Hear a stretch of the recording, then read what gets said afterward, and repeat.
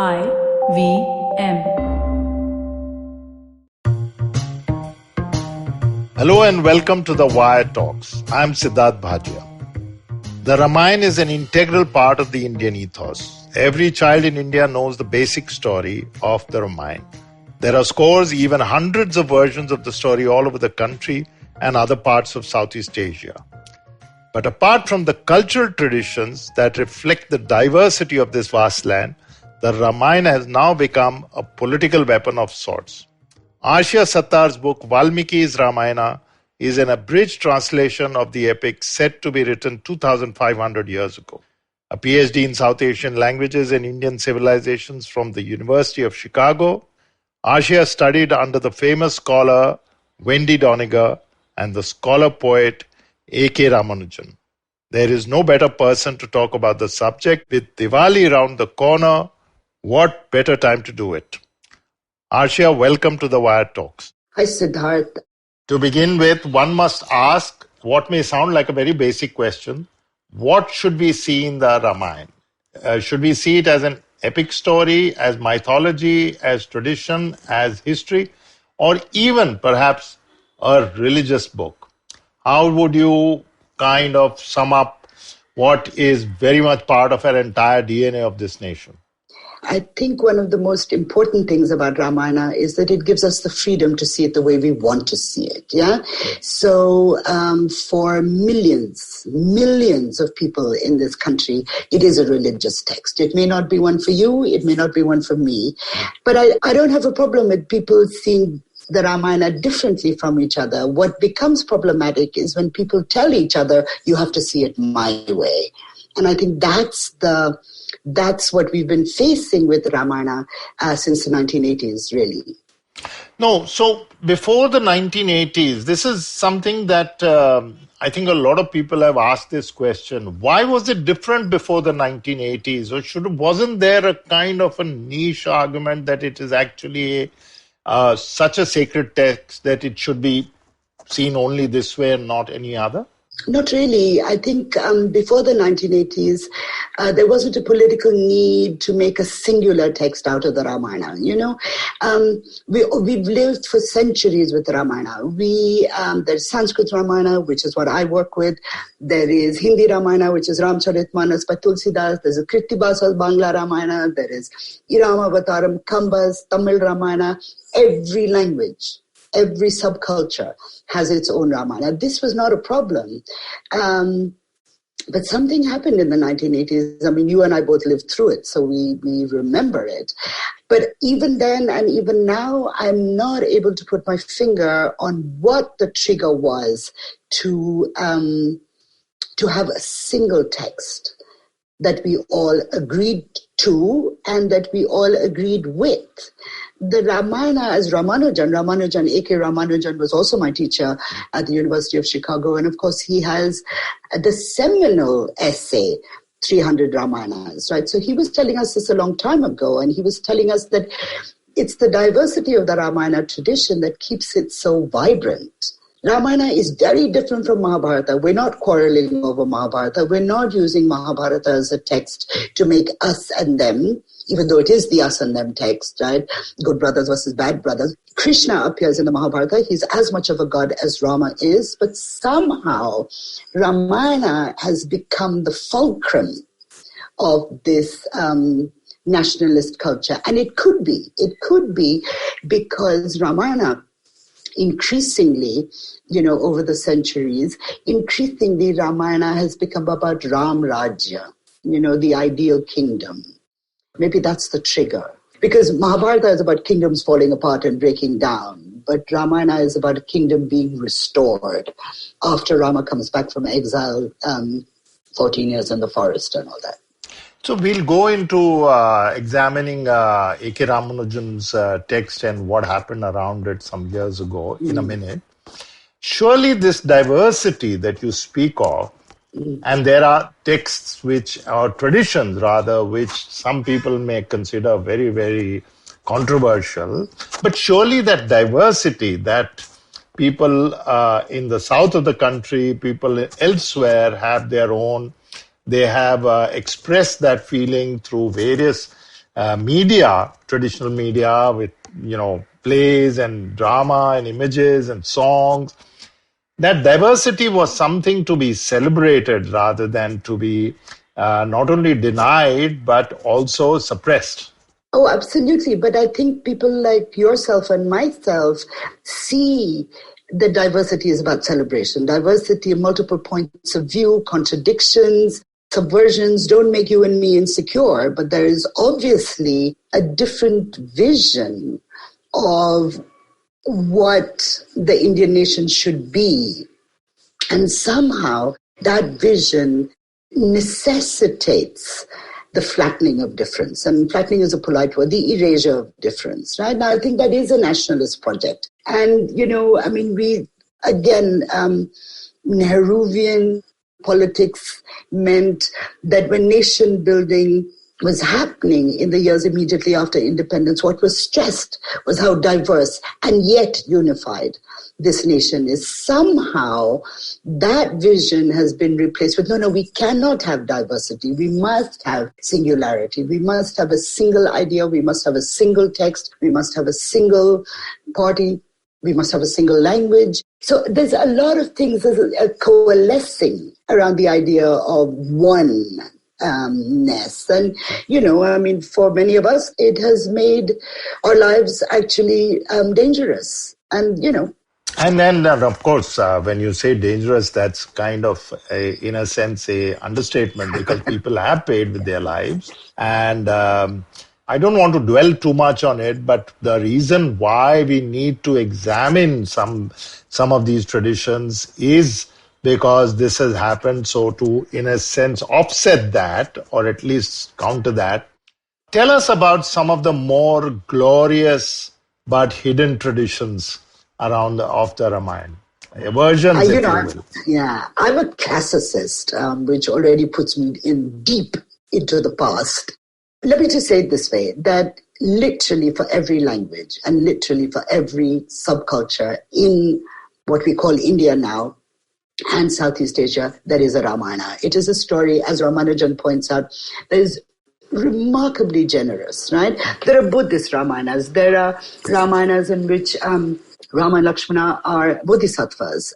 There are Ramayanas in which Hanuman has unknown children, sons, of course. In Valmiki Ramayana, this is still to me a bit of a surprise that Valmiki Ramayana doesn't have the episode of the Lakshman Rekha. When Rama goes into the forest chasing the golden deer, his brother stays behind to look after Sita, his wife. And when he has to chase Rama, every single Indian knows that he draws a circle around the hut. And he says to Sita, don't cross the circle, right? That is not in Valmiki. Such a critical story, such a story that speaks about so much. It speaks about protection. It speaks about the lines we draw around women. Lakshman Rekha is a common adage in most of our Indian languages. We say it is in Ramayana. It is not in Valmiki. Valmiki is the first Ramayana. It is not even in Kamba Ramayana, right? So it comes very, very late into the greater Ramayana tradition, but we hold it to be absolutely true. Another thing, in Tamil Ramayana, Kamba Ramayana, when Ravana comes to abduct Sita, he doesn't touch her. He picks up the earth around her feet, right? And he takes her away because by the time Kamban is writing, Sita is already a goddess and she cannot be defiled by Ravana's touch. When we look at Manas, Ramcharitmanas, Tulsi's, which is from the 16th century, the moment they leave for the forest, when they go into exile, the gods take away Sita and put a shadow Sita, Chaya Sita in her place. So even when Ravana picks her up, he's not touching the real Sita. Sita remains pure. And of course, chastity is the pivot on which the story... And also there is a lot of, shall I say, contemporary and earlier politics around the idea of chastity. Absolutely. So the important thing for me and, for the kind of Ramayana tradition that I choose to belong to the diversity is so important. What we understand is everybody who tells the Ramayana tells it in their own way. They tell it with their flora, their fauna, their emotional spaces, their political spaces, right? Because Ramayana is being composed in a geographically vast area. It is being composed over centuries and centuries. So what a 14th century Ramayana says is not going to be what Ramayana from, 500 BCE says. It cannot be, because it is speaking from a different time and a place. It is speaking to an audience that is contemporaneous, rather. I find it so sad that we are not being allowed to express ourselves through the vehicle of the Ramayana, which has provided us with a cultural vocabulary. As you said when we started, it is embedded in the ethos of India. Yeah, Amish is writing Ramayanas now. He's writing his version of the Ramayana. Sita is a warrior princess. Right? He is responding to the environment of his readers. Everybody's now going to the gym. Everybody is super fit. Nobody wants a Sita who, is so delicate that she needs to be protected by these two men, her husband and her brother-in-law. So even Amish's Ramayanas are contemporary to his moment. That is true of Tulsi. That is true of Pampa. That is true of Kritibasa. That's true of Valmiki. If you were to write a Ramayana, Sidharth, it would reflect you. And how nice that would be. Yeah. So, in fact, while you were saying, talking about Amish's writing, which is reflecting a kind of current trend or social reality, and frankly, nobody wants a submissive woman today. It will be laughed out of court, which is a good thing. As I was thinking about the 1980s Ramayana, which Doordarshan had just come. It has become an all-India kind of, late 80s, it was an all-India medium. Looking back, we can say, kitschy or full of cheap special effects. But what an impact it had. And, there are arguments, I won't go deep into it, but there are arguments to say it may have played its own role in the entire unfolding of what happened subsequently. So, but there are gendered readings also, right? Of course, there are gendered readings, there are caste readings. The most famous one in terms of caste is Periyar in Tamil, who says this is this very simply a story of Aryan expansion into southern India. It is the Aryan versus Dravidian fight. Ravana is the hero of the text, and that's in the 1930s, right? But, through the centuries, women have also written Ramayanas. Now, let's not be surprised that women's Ramayanas were not preserved, that they never joined the canon, right? Mulla has written in Telugu, right? She has a Ramayana. The Chandrabhati's Ramayana in Bengali, right? So women are writing back to the Ramayana. And why they're doing this is because we want to own Ramayana too. And we can own it, right? So obviously gendered Ramayanas are going to have a different perspective on Rama. Many, many gendered Ramayanas speak in the voice of Sita. There are songs in Eastern UP, in Marathi, in Telugu, in as many Indian languages as you want to name. There are songs about Sita saying, why have you done this to me? Yeah, there are songs that are critical of Rama. These are women's songs. So, yes, of course, gender and caste are going to have huge roles to play in the way Ramayana is reclaimed. Why should I be left out of this text? It's a great story. It should be mine too. I should be able to see myself in it. And, in a sense, I don't think I'm that different from Amish, who wants to see himself in the text, yeah, in his creation of Rama or his creation of Sita or whoever it is. Anand Neelakantan, who's writing from a very different perspective, his Ramayana book is called Asura. It's about Ravana, right? Now, he is putting a southern history, an understanding of southern history, if not a southern mythology, into Ramayana. And these are all legitimate. And Amish and Neelakantan are all our bestsellers. Millions of copies, millions of people are reading this. So I still don't understand how, if we can have the flourishing of Neelakantan and Amish, and long before that Ashok Banker, how is the singular text even, what chance does it have of being created or existing or, being validated even. Yeah, but you notice also that the three people I've mentioned whose new Ramayanas are bestsellers are all men, and they're all upper caste men, right? Certainly Amish and Neelakantan are, right? Amish even dropped his surname, Tripathi, because he didn't want to, have a caste identification. But they are that. We're not talking about 14th century women's Ramayanas, or even somebody like Samhita Arni's Sitayana, Sita's Ramayana, which she worked with the Potua artist, right? And that was published about a few years ago, about 5 or 7 years. We're not validating that text somehow, but we are thrilled, when the boys write the patriarchal story. Yes. No, that will probably have to wait for another entire discussion. How did you get so fascinated by it, apart from, of course, growing up in the tradition, I imagine, but enough to want to pursue it and then write not one, but 2 books. You've written one for children. 4 books. You were saying something, we mentioned something about your translation. So first, tell us a bit more about it, because we don't know. And the book, I've got it, but it needs to reach more people. And how did you go about translating the text? Because translation is one of the trickiest things in the game. Well, if you ask my mother about my fascination with Ramayana, she'll say it's because I was bitten by a monkey when I was 3 years old.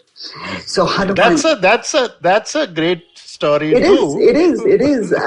So yeah, I do feel very specially blessed by Hanuman, and she's convinced that this is the reason.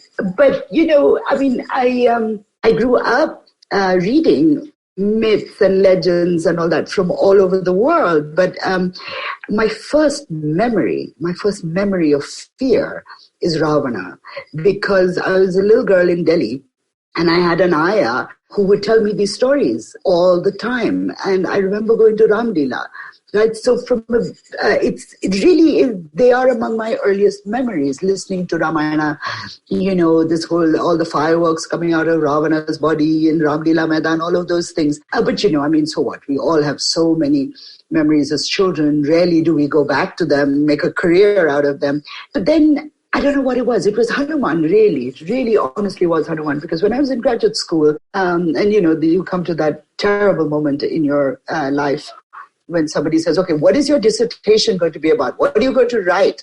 And I was like, oh man, what am I going to write? And Wendy Doniger, she said, you've written about Hanuman before and there isn't a whole lot about him. So why don't you explore the character of Hanuman in Valmiki? And that's how it started. I never intended to translate the text. I never thought that would be my calling, as it were. But when we came back to live in India in 1990, Penguin had just set up shop. Indian publishing was finally publishing Indian writers. And for the first time, really, I was 30 in 1990 when we came back to India. And people like myself are the first generation of Indian translators of Indian texts who are trained in the Western Academy, right? So Penguin was developing a translations list. David Davidar got in touch with me and said, will you translate Ramayana? And I was so young. By that time I was 34. And I was like, of course, I'll translate Ramayana. What is that? Somebody asked me that now. I'd say, I don't know, maybe somebody else. You know how it is. Life is a series of accidents, right?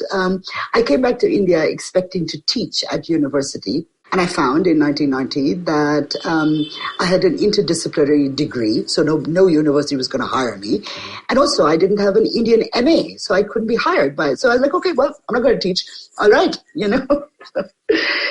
So that's how that happened.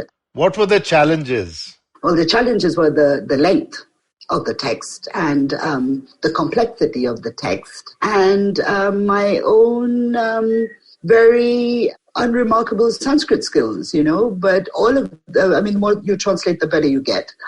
If you're translating only one text, the text begins to really, really talk to you. So you develop a language between yourself and the text that is entirely private.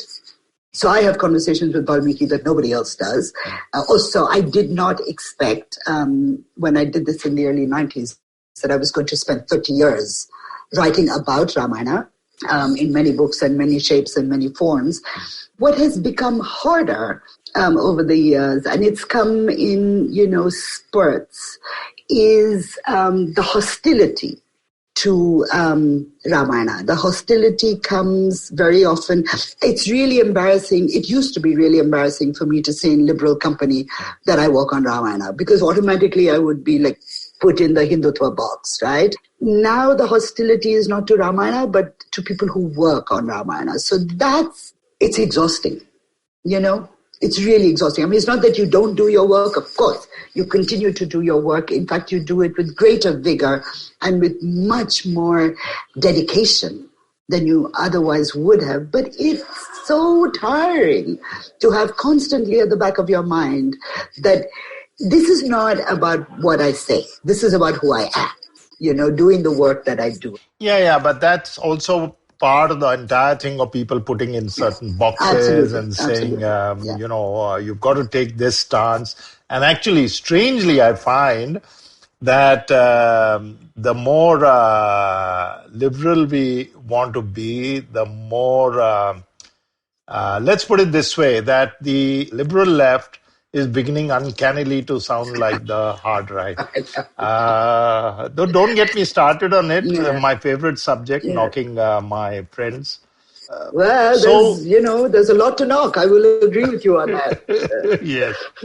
We can go on about your book, but there is something about that A.K. Ramanujan thing that I wanted to ask you, which is really, in a sense, you've touched upon those that bits about how there is a general intolerance about this thing. What was the specific objection to his book being introduced as a text in Delhi? Well, it's an essay in a book. What was the objection? As far as I remember, just that he said there were many Ramayanas. The fact that there can be other Ramayanas, that was enough. So this is it. No, I mean, there is no counter argument against the people who want to shut the Ramayana down. There simply isn't. You cannot use fact. You cannot use logic. You cannot use imagination. Yeah, so, and that's also something that I've come to understand, that nobody sets out to be offensive when we're talking about Ramayana. But it doesn't matter, because you don't know what people are going to get offended by.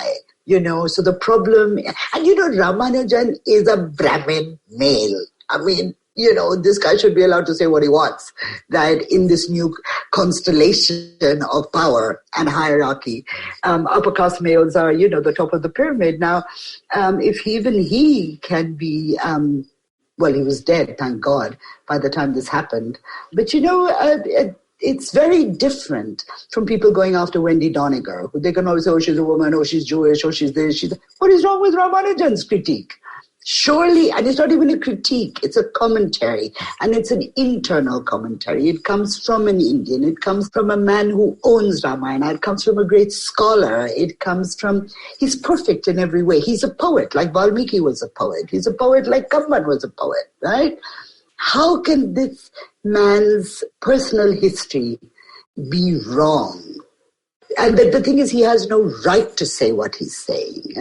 So one of the things, sorry, I just, because I lose that thought, one of the things could be that on the people who could counter it, you've got something which is illogical, perhaps fully charged with emotion and anger.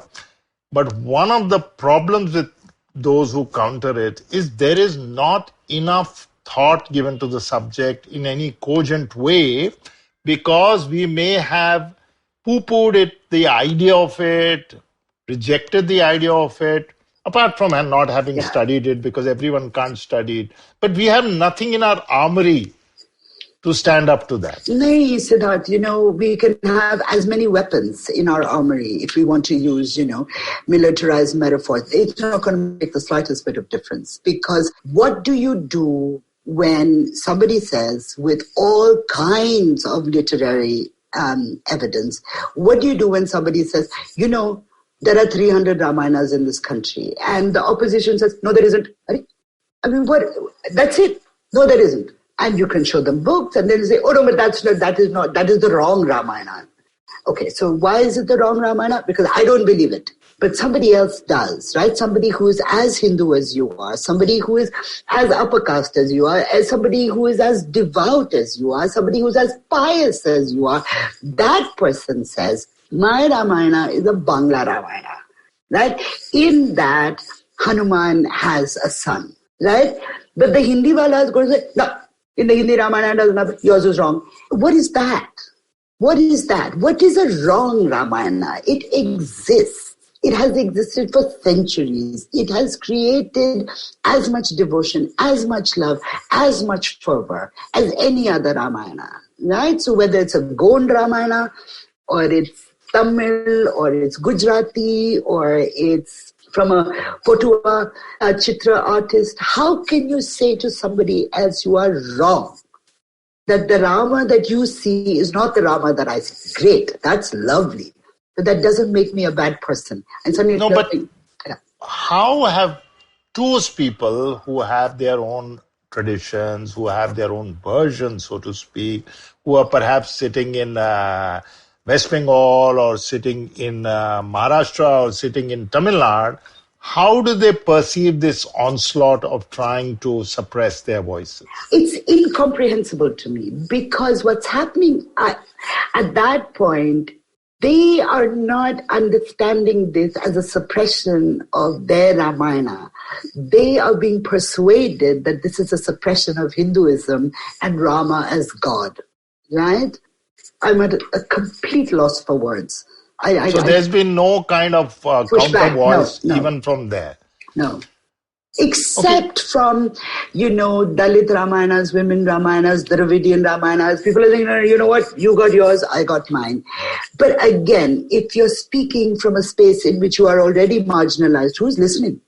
Yeah. You know? And the same thing perhaps to the Periyar. Absolutely. Let them say, South May, let them babble. We're not listening. Dalits are talking, who cares? Women, I'm deaf, but ironically, there has been a little bit of a pushback. We don't know how it will turn out to this idea of imposing unitary singular versions of Hindutva in Bengal, because they have absolutely no such tradition. But my fear is that even there, Karwa Chauth is going to possibly be the weapon of choice. The persuasions of Hindutva are plentiful. It's amazing, as you're saying, cultures and states that had no connection with these kinds of ideas at all are suddenly becoming, thinking, this is possible. I like it. It's really scary. Yes. I have to ask you this. You're free to respond or not. The fact that you are not a proper upper caste Hindu woman, and not to put too fine a point on it, are a Muslim. How was that perceived, or has that anyone said to you, you're not valid enough to, you're not constantly. Where does it come from?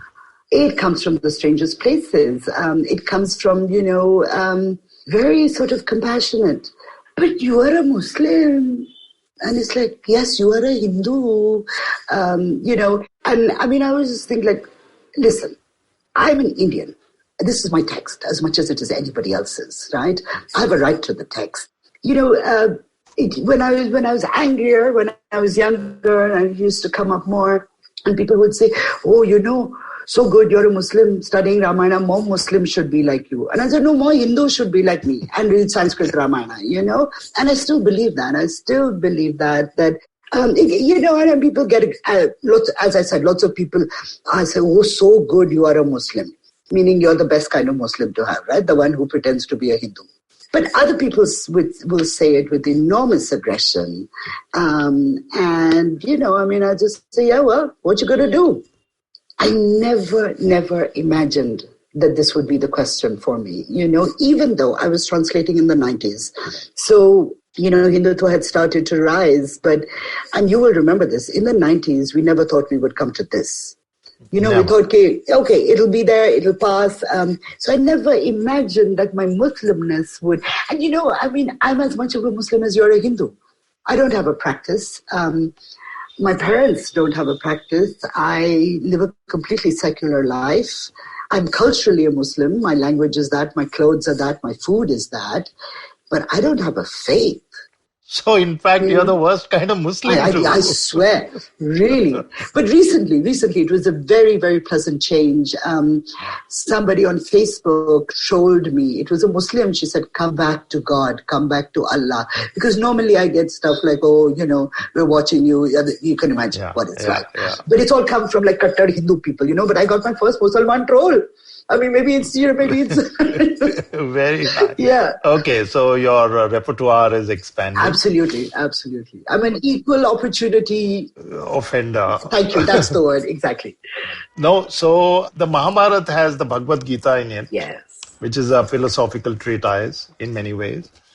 Does the Ramayana hold lessons in morality, civic life, family relationships, power, etc.? And is there something there too, which we can extract and probably read or think about? Of course, Ramayana has lots of conversations about dharma and what is right and what is wrong. But they're all sort of placed contextually in the narrative. Nothing is extractable in the same way that, Gita is extractable from Mahabharata. We also don't have in Ramayana something enormous like the Shanti Parva in Mahabharata, where all the philosophical discourses are reiterated, collected, respoken. In Ramayana, conversations about dharma and righteousness, not so much about philosophy, but about righteousness, about ethics. They stud the text, right? And again, depending on whether you're reading Sanskrit Ramayana or you're reading Tamil or Hindi or whatever, the discourses differ, right? And that's the other thing, that which is something I've just started to contend with for my own work as well. We don't rewrite Mahabharata. We tell it over and over again. We tell it but Ramayana is constantly rewritten. Kamba rewrote Valmiki's text. Tulsi rewrote Valmiki's text, right? So they are, as I said earlier, the dilemmas, the moral conundrums are different because they're, centuries apart. Surely we have to remember that Tulsidas was composing his Manas in the very, very early Mughal period, right? So the way he's going to respond to an environment and the sort of a mahal, an emotional space, an intellectual space, a spiritual space, is going to be very different from Kamban, who wrote in the 12th century in deep in Tamil country, right, which was the cultural milieu was not Islamic, but it was Buddhist and Jain. And then we think that Valmiki, or the earliest Ramayana that we attribute to Valmiki, is being composed within 100 years of the death of the historical Buddha. Right? So ethical dilemmas, moral questions, philosophical ideas are going to reflect the extremely particular historical moments and cultural milieus in which these different Ramayanas were born. Right? Mahabharata somehow has stayed the same. Bengali Mahabharata is having the same problems as Tamil Mahabharata, largely. Yeah?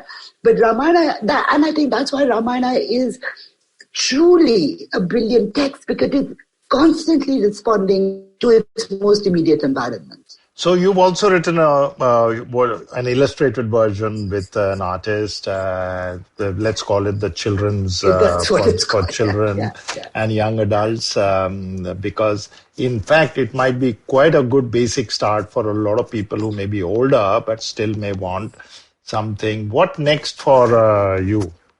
Oh God, Sidharth, I have to admit I'm at an existential crisis in my life. I feel that I have said everything that I can say about Ramayana.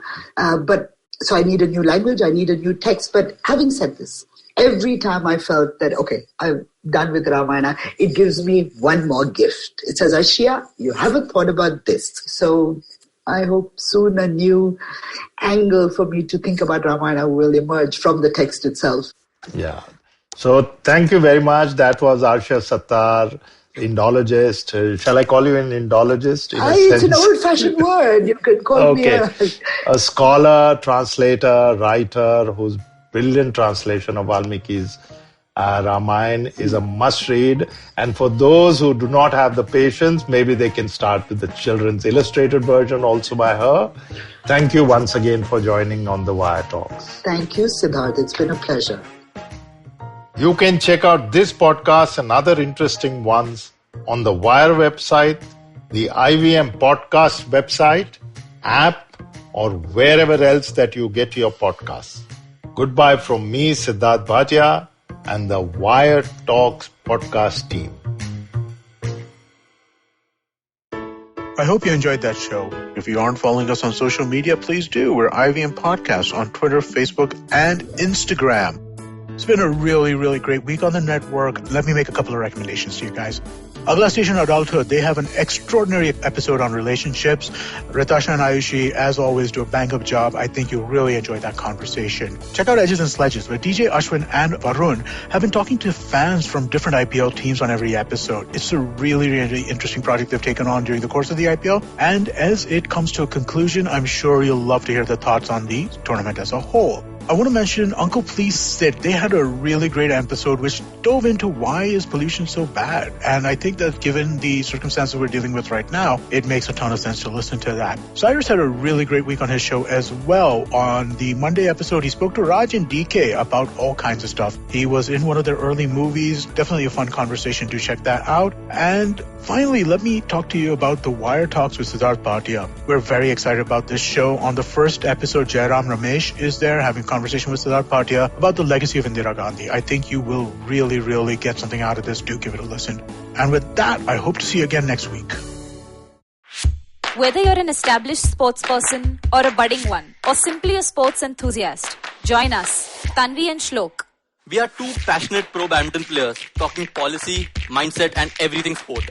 So tune in to The Millennial Athlete every Monday. Only on the IVM Podcast Network. Trust us, it's gonna be lit.